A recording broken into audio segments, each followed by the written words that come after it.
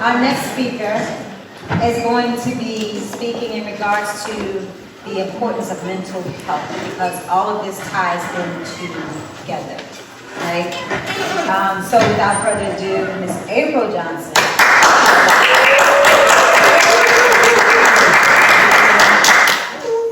Well, hey everybody.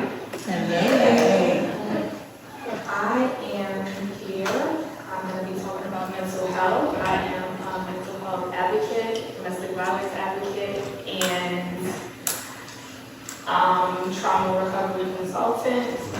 I am the founder of Tailored Solutions, and that really just came about because what I found was I was going through a lot of stuff at a time in my life, and I was showing up, like, I guess prepared, right, to advocate for myself, and a lot of the times I would hear, like, I didn't need help, or I didn't need services, or I didn't need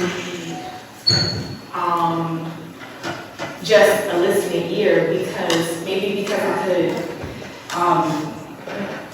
just say what the issue was, but I did need help, you know. Functional depression is real. It shows up, not in a box. I was able to speak for myself, but it doesn't mean that, you know, I didn't need assistance. And so out of that, I found other people that were having a lot of the same trouble and weren't getting any help. So I was able to somehow help other people, and I came up with the name of Tailored Solution, actually along with my niece and I. And this was kind of like a meet people where they are journey, because I found people at work that were having trouble because they hadn't been at the job for a year or so, and they weren't able to get like FMLA services. So I was able to help them like get ADA because they were having trouble with just getting therapy or, you know, things like that. So it was just a journey in itself. So yeah. I am going to walk you through a few things, and then first, I'm going to just cover a couple diagnoses, and then we're going to talk about this thing we do at NAMI. It's called In Our Own Voice, right?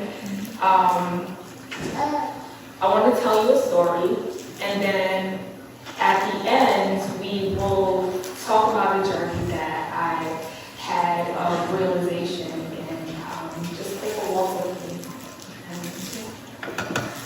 So at the National Alliance of Mental Illness, we go through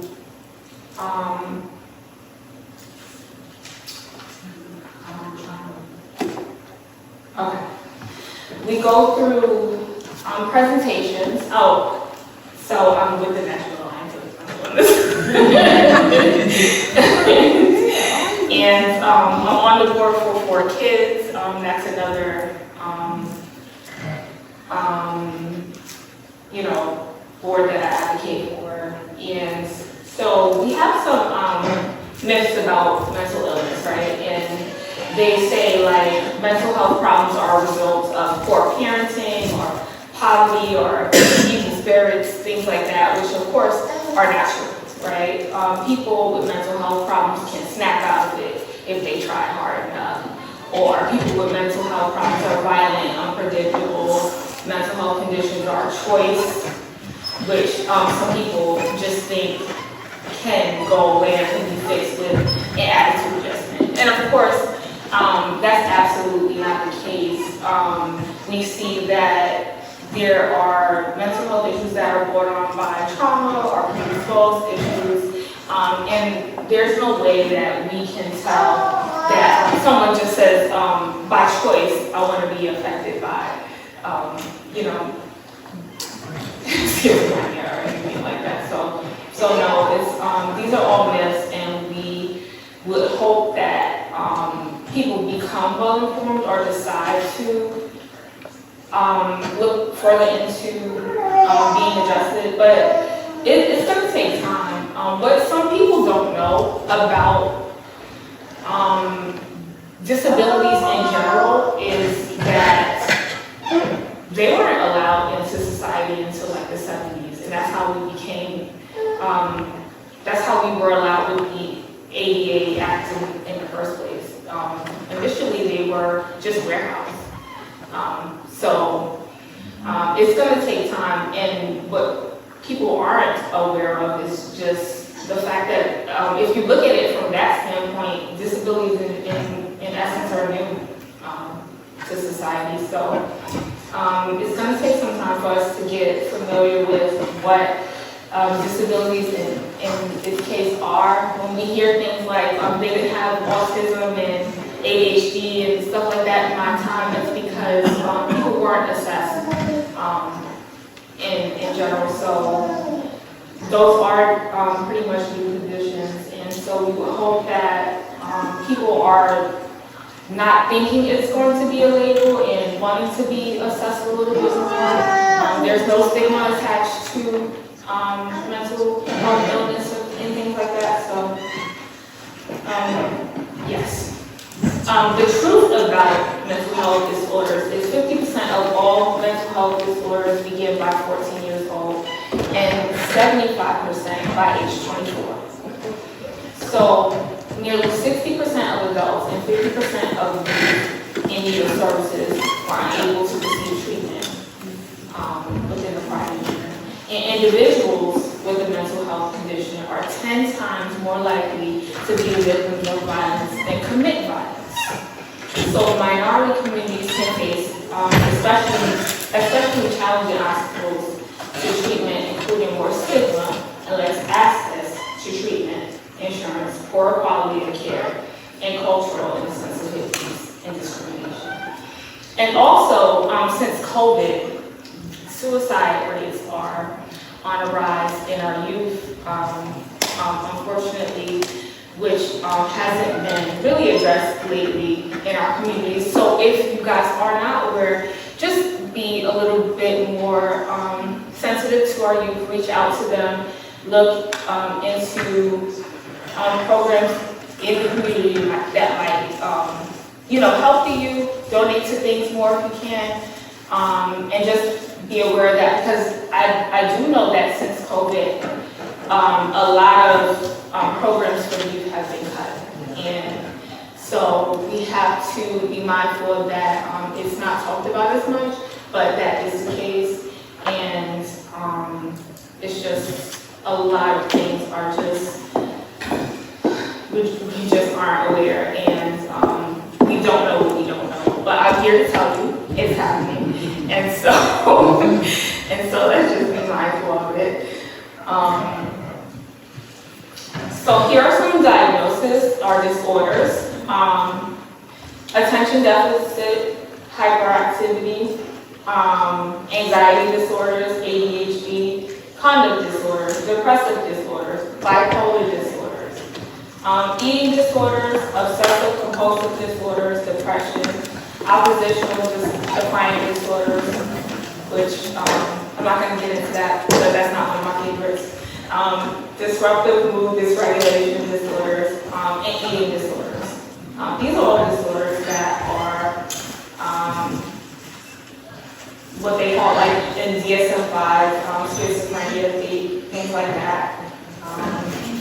And you can be assessed for these, and there should be no stigma attached to these when you are being assessed. And you can be treated by like your therapist or your psychologist, anyone like that. I'm going to stop here because this is where we get into like NAMI stuff, and I wanted to go on to a few things that I wanted to talk about. So, how I got into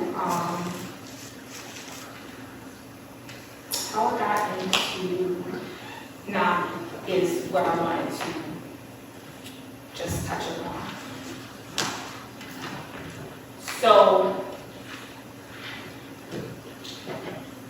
I was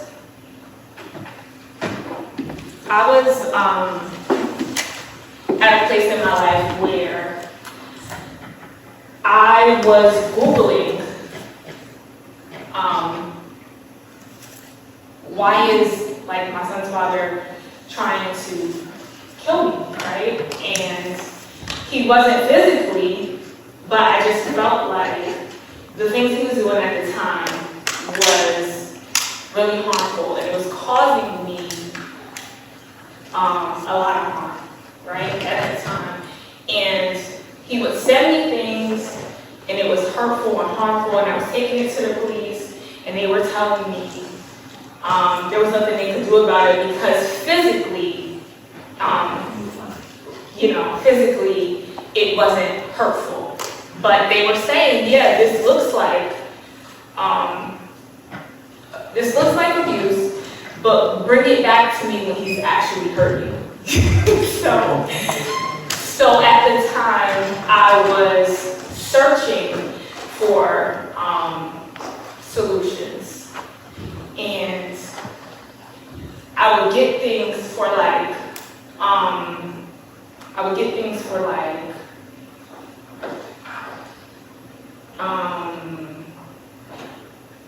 domestic violence solutions and things like that. And NAMI would come up, right? Because I was also Googling like, what do I do? What can I get for help and stuff like that. At the time, I was in a very good position. I was working for a company, and like the trajectory of my life was going really well. I was headed in the right direction, but this area of my life, I was being constantly like taken to court and all the things that just were like stagnating my life, right? And so Google was saying, well, try domestic violence help and NAMI. And so for me, I didn't think domestic violence because I grew up in a household that was constantly fighting to the blood, like physically, right? So when you don't get hit, you're like, well, I don't really need this. You know what I mean? Like he's not hitting me, so this doesn't look like what domestic violence should look like. So let me try NAMI, right? Because this isn't what this is. So I called NAMI and I told them that this is how I was feeling at the time, and they, of course, with open arms said, well, come on in and let's do this.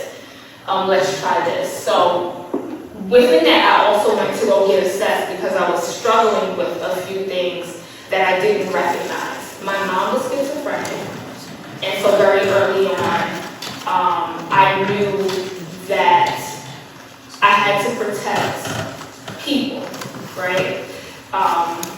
My sisters, things like that, because from early on I knew that my parents needed to be protected, I needed to be protected, and but I wasn't. I had to parentize them, I had to protect children, and all the things that a child really shouldn't have to do. But when you get older, all those things come up, and you don't know what to do with them because I didn't have a parent to really direct me. You understand what I'm saying? So once I got to that place and I was at a place where I had someone who was bringing all this chaos into my life and I didn't have direction of what to do with it, I started just trying to find Google and trying to figure it out.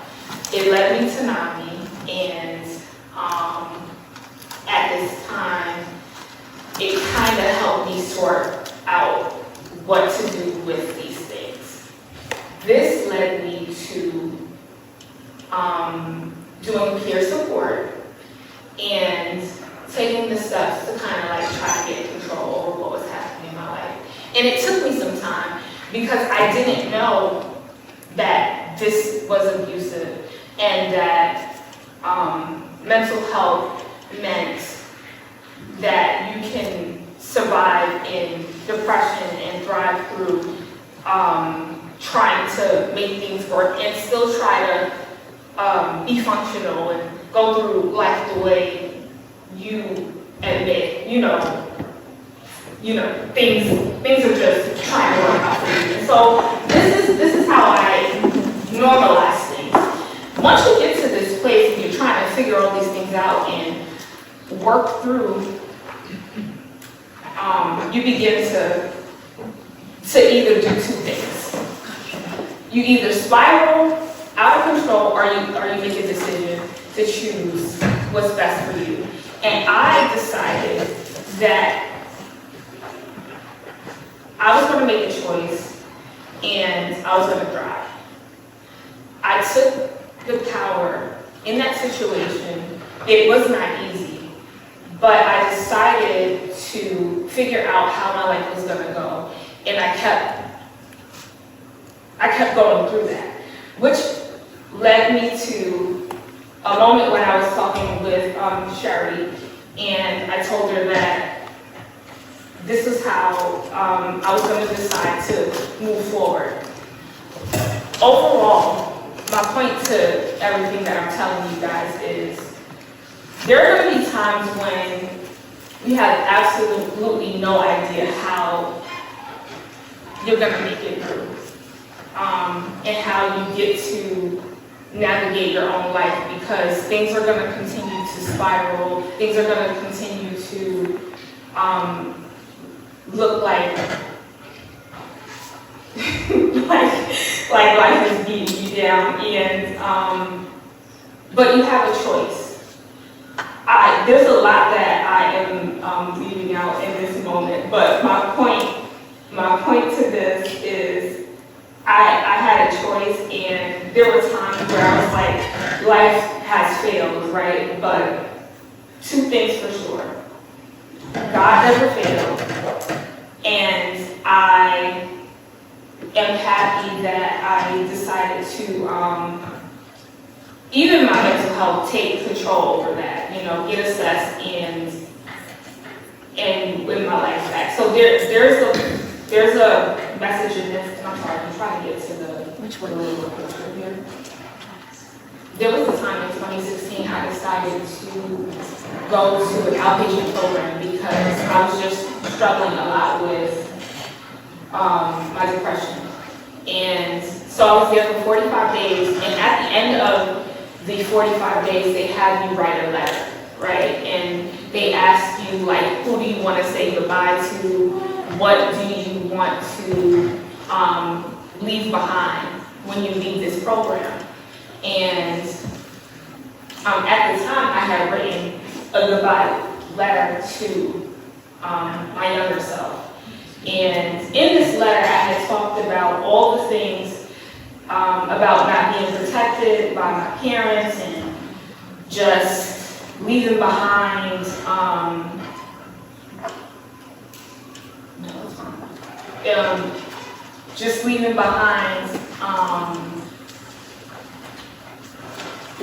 the little girl that was having to do all the things and being parentized and just all the stuff, right?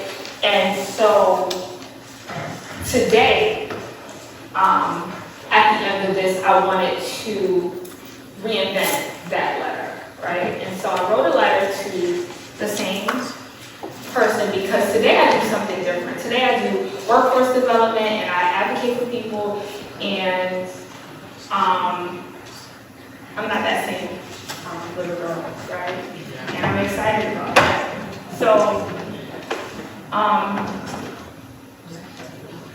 I wrote, Dear Little April, first I wanted to say thank you. You held on everything around you.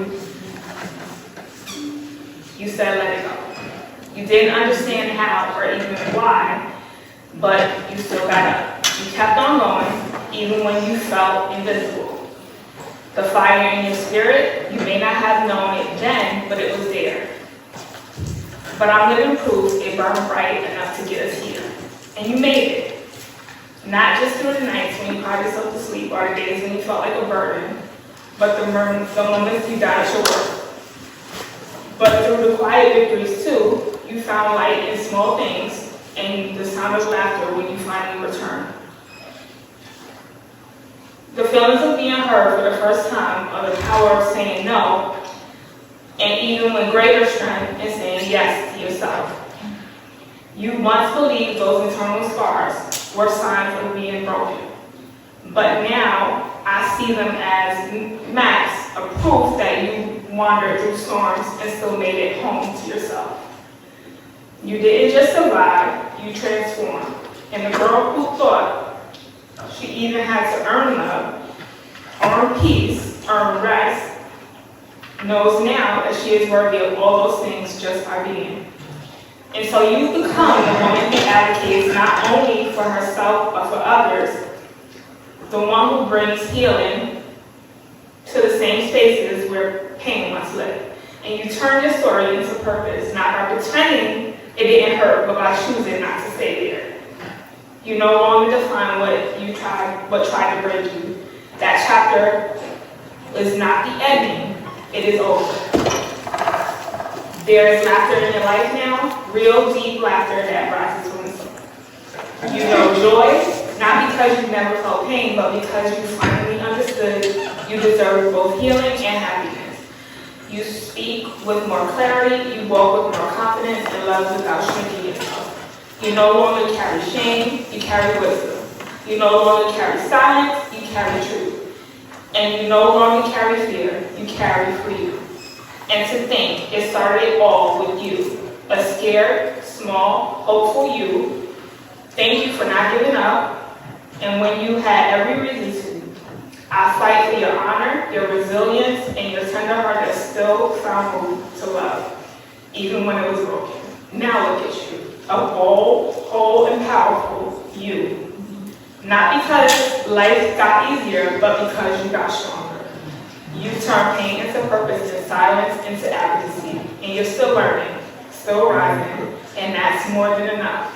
You are proof that transformation is possible, and that you honor that by being a woman who makes children feel safe. And that's all that matters.